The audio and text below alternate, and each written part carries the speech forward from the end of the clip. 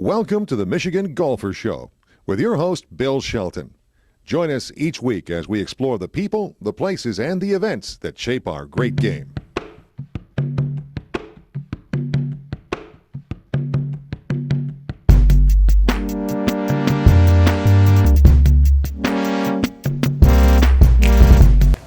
Without further ado, I'd like to introduce one of the most well-known faces and voices in sports, golf, football, Monday night, Sunday night, Thursday night, whatever night they'll play this year, you'll be there.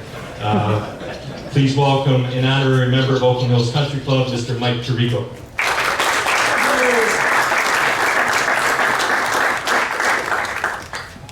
Thank you, Steve, and good morning, everyone. It's still so weird to bump fists with everyone at a golf club and not shake hands, right? It's so different. It's great to be here.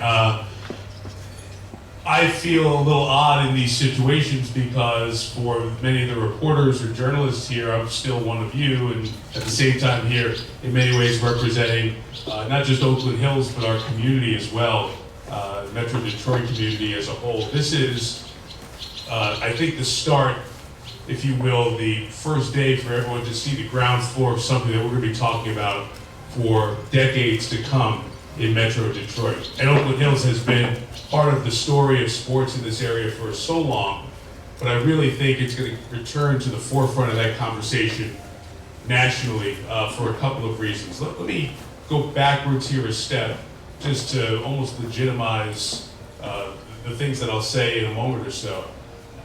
With the U.S. Open coming up in a couple of weeks, and we're very fortunate at NBC and Golf Channel to be a part of the USGA package again. I'll be covering the event, and I think I'm closing in on 50 men's majors now with women's and senior majors, something around 70 or 80 major championships that I've had the pleasure of covering or being a part of as the host or in the 18th Tower. And you get to see and have access to golf courses that as a kid growing up in Queens, New York, you never thought you'd see. So you really get a sense of what makes a golf course, and more specifically, a golf club, a country club, a special place. And Oakland Hills is a special place. We don't need to tell anyone who's here that. But golf continues to evolve. Like everything in life, you have to catch up, or otherwise you get past, right? This golf course could host any great event and be some kind of day, but to host the absolute best events, you need to find a way to stay with the modern players. And we all saw, if you were at the golf tournament, the Rocket Mortgage this year, you saw Bryson DeChambeau sucking down protein shakes, hitting 340-yard drives, right? And his caddy said there's a bunker out there at 355, and it mattered to the shot. So the world has changed, because that's a conversation that we were not having 2, 3, 4 years ago in golf. So to test, to identify the best players in the world, you need to find a way to evolve. And that's what you're going to see out there. I had the chance to get a little bit of the sneak peek tour that some of the members have been on. It's extraordinary. It's so cool. It's so exciting. When you hear some of the things that Gil Hanse has thought of in the design, in the layout, in the challenge that's ahead, it's a golf trip, sweet spot. It's the sweet spot of identifying and testing the greatest players who are going to continue to get better. I mean, golf's not going backwards, it's going forwards.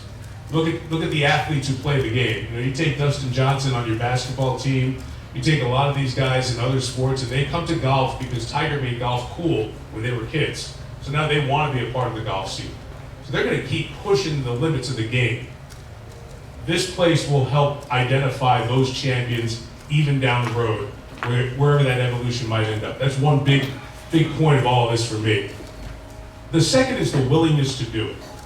Because to want to be a place that identifies with identifying the best champions in the world, your club's got to be a part of it. And the board of directors, the membership, the people here have invested the legacy of this golf course, their personal investment, to make sure that Oakland Hills is right where it should be with the elite golf clubs, not just in the state of Michigan, but the country, but the world.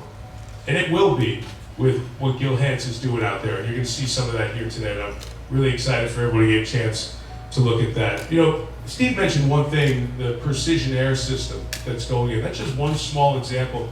There's no other, we have so many great golf courses in the state. Heck, you can be up north and play a good golf course every day for 30 days and not play the same one twice, right? But this place is going to continue to be the crown jewel of golf in a great golf state because of what's happening behind us, not just above ground, but underneath the ground as well. And no matter what time of year it is that's reasonable in our golf season, you can bring the best players of any denomination, male, female, senior, amateur, professionals in the prime of their career, and you're going to find that this is one tremendous place to identify a champion. There's another hat that I've been lucky to wear here in Metro Detroit the last couple of years, and that is working with folks at the Detroit Sports Commission. And Dave Beechnow is here with us today, and the Detroit Sports Commission has helped our area, Metro Detroit, our region, and more importantly the city as well, all together, identify and attract some of those premier sports events to come to Detroit. Because we have, you all know, we have a great stadium in Ford Field.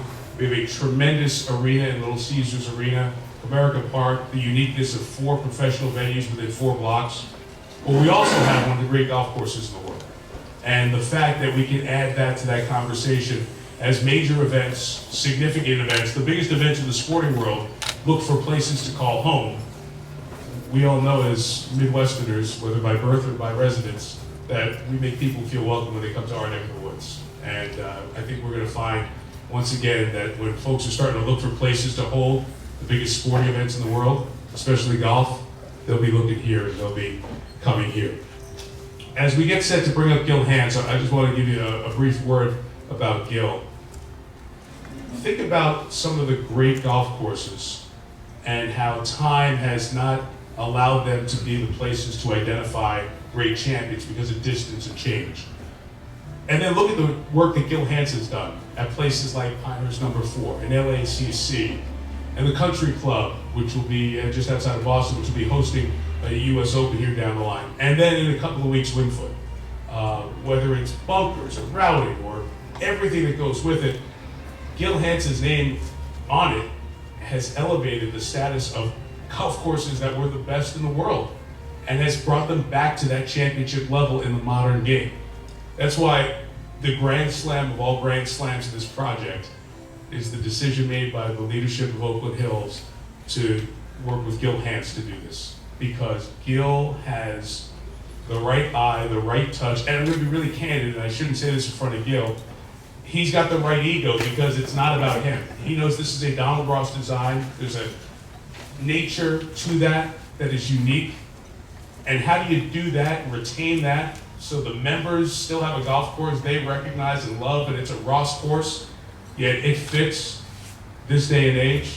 And there are very few people on this planet who can do that. And it's Gil Hanse. That's why the International Olympic Committee went to Gil Hanse to design the golf course to return the Olympics for the first time in a century in Rio in 2016.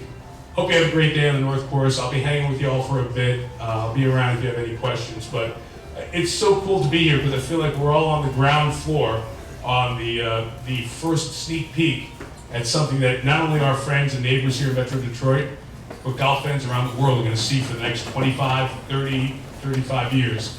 And that's great days of golf here at Oakland Hills. So it's kind of remember this day and glad we can all share it together. And with that, I'm going to introduce you to the man who's really helped to make all that happen, Mr. Gil Hanse.